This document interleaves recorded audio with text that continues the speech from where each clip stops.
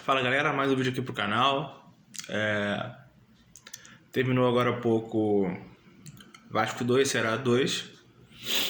E mais um jogo em que o Vasco não vence dentro de casa, não aproveita a rodada, não aproveita a chance de subir 3 posições. O Vasco não vence em São Januário desde maio, ou seja, nem em São Januário o Vasco está vencendo, que era uma garantia de vitórias, hoje não está acontecendo. E a gente agora vai pegar uma sequência pesada. Tá arriscado a gente não fazer nenhum ponto nesses próximos 4 jogos. Não, você é pessimista? Não, eu sou realista. Porque a sequência é complicada. O jogo de hoje era um jogo chave pro Vasco. Vencer hoje era fundamental, que é a equipe de meio de tabela, jogando em casa. E o Vasco, para variar, ele consegue complicar, né, o jogo ele mesmo. Ele não precisa do adversário jogar bem. É só ele fazer merda. Essa é a questão.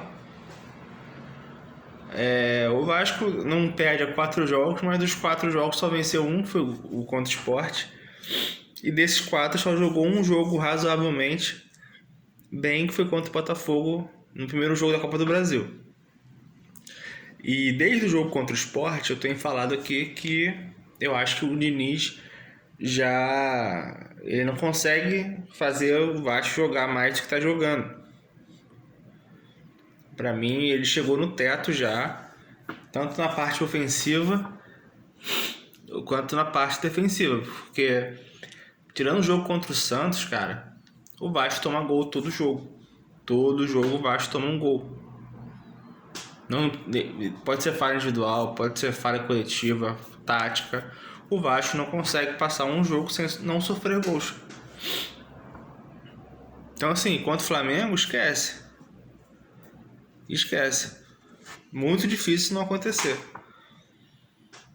Então, como é que a gente vai conseguir sair dessa situação se o time não consegue não tomar gols?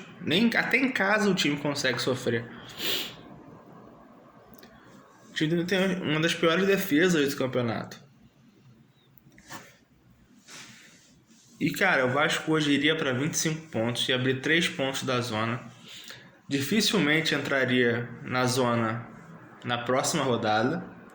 E aí teria um jogo atrasado contra o Bahia em casa, que teoricamente seria um jogo dentre os 4 mais disputado, né? Sei lá, podendo ganhar, mas né, não ganha em casa. Então não adianta. E o Bahia é um time melhor.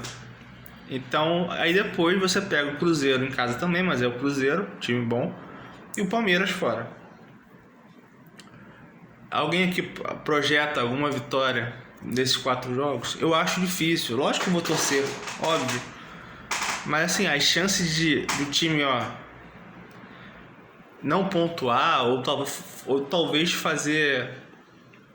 meter um ponto, tá? Meter um ponto em 12 é grande. E aí, meu amigo, complicado. Porque vamos lá, o Vasco tivesse vencido hoje 25. Aí ok, perde pro Flamengo. Não é nenhum resultado absurdo. Outros jogos também, outras equipes também têm jogos difíceis, né? O Santos tem um clássico São Paulo, o Juventude pega o Mirassol fora. O Vitória talvez ganhe do Fluminense, porque o Fluminense deve estar com o time reserva lá no Barradão. Então, dificilmente eu acho que entraria, né? Até porque tem um saldo de gols bom.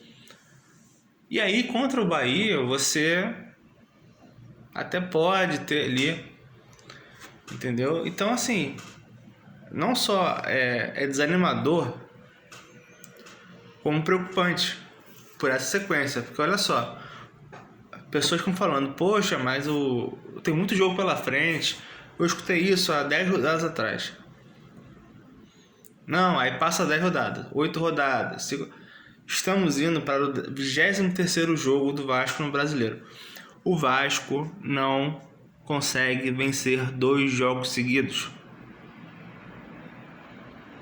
O Vasco pela primeira vez no campeonato, o Vasco conseguiu somar 4 pontos. Pasmem. O Vasco conseguiu somar 4 pontos pela primeira vez em 23 jogos. O Vasco, quando vencia um jogo, perdia outra sequência. O Vasco não tinha uma sequência pontuando, ganhando e empatando. 2 vitórias ainda não aconteceu. Sabe o que me lembra? 2018, quando o Vasco não venceu um jogo fora de casa com o Alberto Valentim, com o Jorginho, todos os técnicos. O Vasco, Zé Ricardo, o Vasco se safou na última rodada do Brasileiro sem vencer um jogo fora de casa. Tem noção? E como é que você pensa que o Vasco vai sair da situação se o time não consegue vencer 2 partidas seguidas?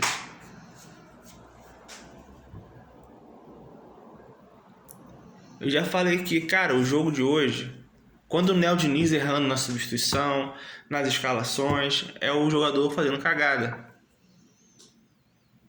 Hoje eu boto muito mais na conta dos erros individuais, mais uma vez. O Cocão errou. Mas o Jorginho não pode dar aquele passe com cara de costas. Não pode. Ainda tocou na perna direita do Cocão. O Cocão é canhoto. Tem que ter uma noção, um senso, sabe? Se tocar, que nem não dá pra sair jogando toda hora. Aí é do nível cognitivo do jogador. Entendimento. Essa bola não pode tocar dali. É bizonho. E aí o Vasco contou ainda com a expulsão do cara do Ceará, né? O Vasco voltou pressionando, ele botou de novo o Nuno de volante, que eu já fiquei preocupado, fiquei puto, porque ia abrir muito time, mas o Ceará não quis jogar muito.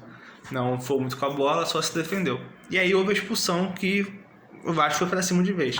O Vasco estava com o Coutinho, com o Nuno de volante, tática suicida, loucura, mas fez o gol na abafa. E isso por estar com o gol a mais. Se não tivesse expulso, e foi bem expulso, tá? Não sei se o Vasco conseguir vencer o jogo. Vencer que eu digo assim, não sei se o Vasco vai conseguir fazer o 2-1. Não sei, porque o Vasco tá rodando. E não tinha ali ofensividade. E aí o Vasco faz 2-1. Aí eu falei, pelo amor de Deus, volta com os volantes. Eu sei que tá 1 a mais, mas cara, já tá com 2-1.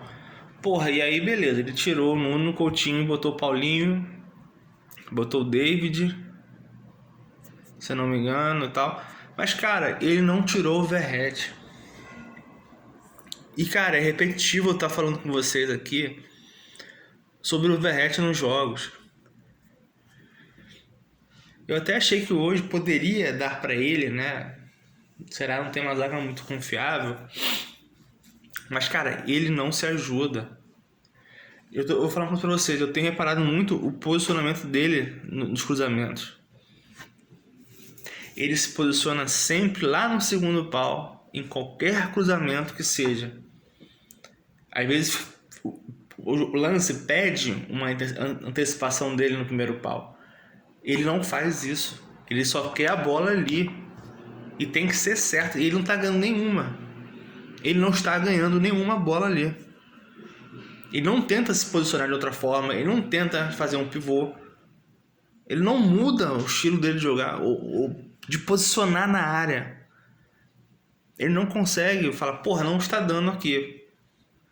Sabe, contra o Botafogo eu já falei aqui. Ele posicionou, tava um buraco no meio da área. Ele não saiu dali para buscar um outro espaço.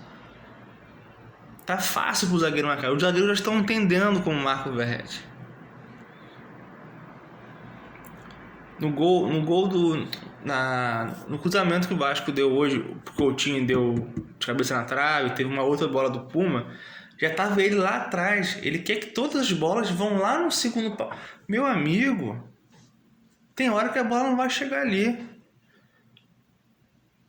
Você tá junto com o zagueiro tá fácil marcando. Como é que pode, cara? Ele não ganhou nenhuma bola, mas não chegou nem perto de ganhar uma bola. Não está dando. É um a menos para marcar, é um a menos para ter um lance vertical. É repetir, eu falo isso, não vou falar de novo. É um a menos para gerar jogo, para quem vem de trás às vezes. E ele termina o jogo com o Verratti. E hoje na coletiva ele falou que ele viu que não era jogo para tirar. Mas quando é que é jogo para você tirar o Verratti? Você nunca tira o Verratti, porra. Qual jogo então você vê que é para tirar o Verratti? Me diz. O Vasco com 2-1, com 1 a mais. Por que caralhos você deixou o Verratti no jogo? Sendo que o Vasco precisava de posse de bola e ao mesmo tempo roubar a bola saindo contra-ataque para matar o jogo. Qual vai ser o contra-ataque que o Vasco vai puxar com o Verratti? O Vasco já tinha o Andrés Gomes ali pela ponta, o David, o Ryan. Por que você não tirou ele, deixou o Ryan como 9 para puxar contra-ataque? Para tentar ter uma jogada mais vertical. Por que ele terminou o jogo? Repito, hoje as cagadas foram feitas pelos jogadores. O que o Paulo Henrique fez hoje, alguém tem que dar-lhe um esporro, porque ele está se achando o novo Cafu. Toda hora quer dar balãozinho, quer sair driblando na defesa. Cara, vai driblar lá na frente. Isso aí é o beabá. Você lateral, você não tem que sair driblando.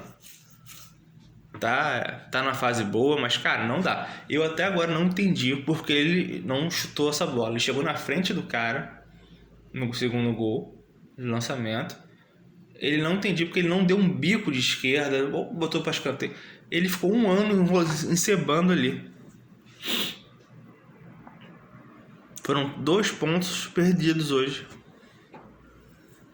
Santos não venceu, Juventude perdeu, Vitória perdeu, Grêmio perdeu. Cara, é surreal. E vou falar, cara, vai ser assim até o final. Se vai dar certo ou não, se o Vasco vai conseguir se safar ou não, cara, eu já não sei mais. Porque o Vasco, já repito, vai pro 23º jogo, o Vasco não vence 2 jogos. O Vasco não consegue vencer São Januário mais. Jogo São Januário, o Vasco não vence desde maio, cara. E essa sequência que vai acontecer aí, nesses 4 jogos agora, cara, é bizonho. A chance do Vasco não pontuar é grande. É grande. E o Diniz, na boa, se ele tivesse demitido por conta desse resultado, cara, eu não vou achar ruim. Porque ele insiste no jogador que não gera jogo, não está gerando. Sabe? Ah, mas quem vai estar ali, amigo? Bota o David flutuando, faz um falso 9. Quando o Santos foi assim, porra. Ele é refém do jogador. O Vasco é refém do Verratti e o Pedrinho é refém do Verratti porque também nem cogitou contratar um centroavante. Por menos barato que fosse. O Vasco em nenhum momento achou que valeria trazer um centroavante. Um reserva. Tanto é que o Diniz, no jogo contra o Corinthians, ele começa sem o Verratti novamente. Não pela suspensão, mas porque ele achou que poderia começar sem o Verratti. Logo, eu acho que não tá jogando bem, mas um gol do Corinthians não tem nada a ver com o Verratti ou não. Ele tira o Tietchan, sai machucado e ele bota o Verratti. Ele tava doido pra acontecer isso, pra ele botar o Verratti, pra não ficar mal. Porque o Verratti é o dono do vestiário, o Verratti é o capitão, e ele tem medo de tirar o cara. Só que eu já falei aqui milhões de vezes, se ele insistir com o Verratti todo jogo, ele vai morrer abraçado com o Verratti. Quem vai sair vai ser ele. Quem vai sair vai ser ele. E contra o Flamengo, já falei, não começa com o Verratti. Porque a zaga do Flamengo é uma zaga melhor, é uma zaga mais rápida. Ele não só não faz pressão, como ele não vai conseguir cabecear. Ele não vai conseguir ter tanto espaço. E para jogar recuado, você precisa de um cara mais veloz ali. Então já falei que não começaria com o Verratti. Posso aqui estar falando à toa porque ele vai continuar com o Verratti. Entendeu? Então toda a coletiva, tá todo mundo questionando ele da existência do Verratti 90 minutos. E ele continua achando que tá ok. Tá bonito, ele participou, ele marca. Meu amigo, o cara é centroavante. O cara fez 2 gols em 15 jogos.